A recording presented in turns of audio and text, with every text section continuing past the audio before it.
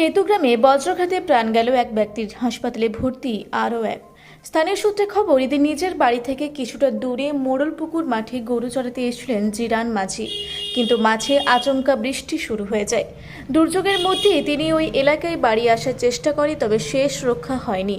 মুহূর্তে শেষ হয়ে গেল সব। রাজ্য জুড়েই রয়েছে দুর্যোগের পূর্বাভাস, জেলায় জেলায় চলছে বৃষ্টি।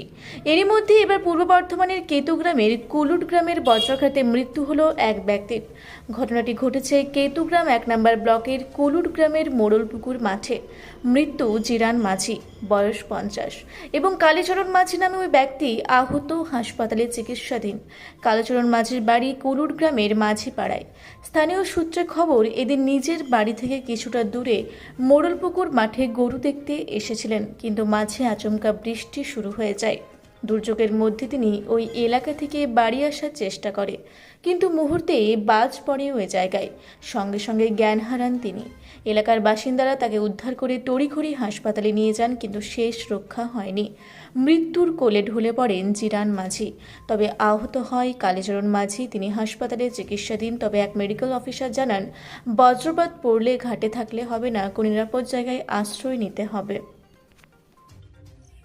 তো কিছুক্ষণ আগেই হয়েছে ঘটনাটা।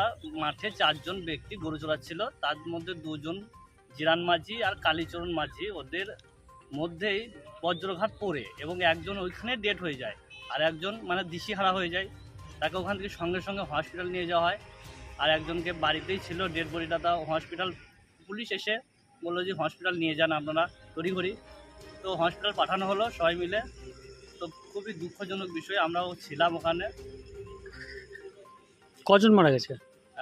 একজন মারা গেছে আর একজন মানে খুবই আহত হয়ে আছে, এখনো পর্যন্ত জ্ঞান ফিরে নাই।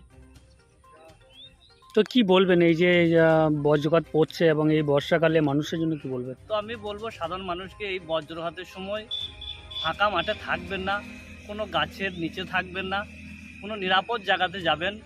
এটাই বলবো যে বজ্রঘাত তো সবসময় পড়ে, শুকনো মানে মেঘে দেখা যায় পড়ে। তো সবাইকে বলবো যেন সেফ জোনে থাকা দরকার।